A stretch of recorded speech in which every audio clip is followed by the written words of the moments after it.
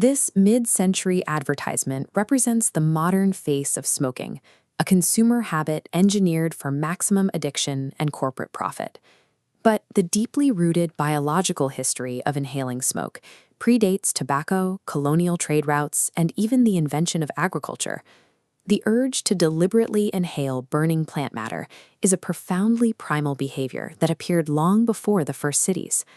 To find the true origin of this habit, we have to look past the global industry and trace a specific biological drive back to the earliest human campfires.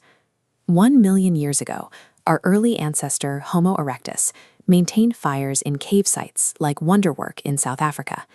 Because they used these fires for warmth and protection in enclosed spaces, these early hominids spent hundreds of thousands of years breathing thick, unavoidable smoke every single day. Burning organic matter releases a complex cocktail of compounds. When certain plants are tossed into a fire, they release psychoactive chemicals that interact directly with the human nervous system. This diagram shows the endocannabinoid system, which regulates mood and memory. When an early human first inhaled smoke from a burning cannabis plant, their brain responded immediately because it already possessed the specific receptors designed to process those molecules.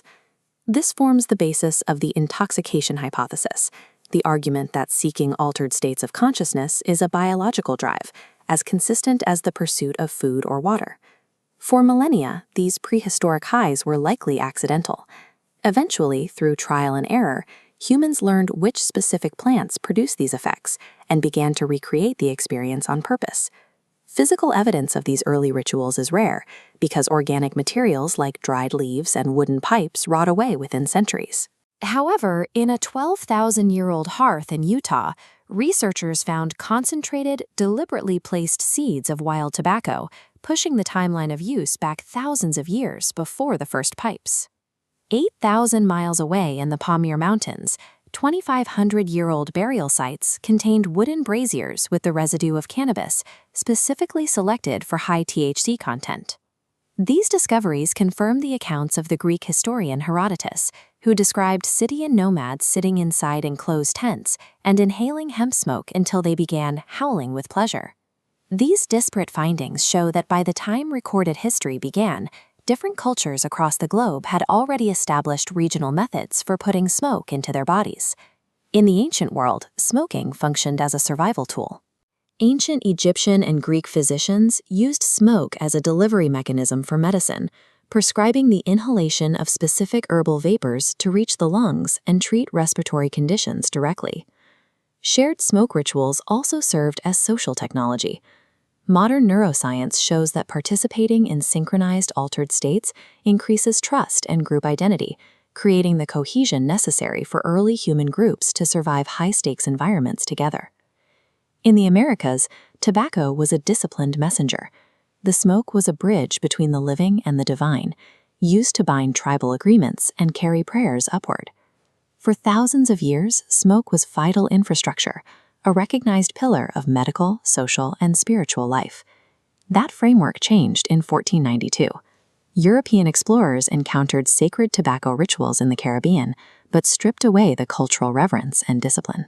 Shipped back to Europe, tobacco became a fashionable aristocrat habit, valued more for its novelty than its communal or spiritual utility. By the 20th century, the industrial cigarette transformed the plant into a cheap, mass-market commodity. Industry experts began chemical engineering the product, adding compounds to make nicotine hit the brain faster and leave the system more quickly, maximizing the cycle of physical dependency. This created a moral chasm between the ancient shaman and the modern executive. One used the plant for connection, the other engineered it for extraction. Over 4 centuries, industry took an ancient communal ritual and inverted it into a highly destructive consumer product. While the physical evidence of smoking goes back 12,000 years, the behavioral drive to seek altered states is likely as old as our first controlled fires. Modern smoking exploited the natural human desire to change one's mental state, turning a biological instinct into a physical trap. Yet, the sensory connection to our ancestors remains. The next time you smell wood smoke on a cold night, you are participating in a 100,000-year-old thread of human behavior. You are breathing what humans have always breathed.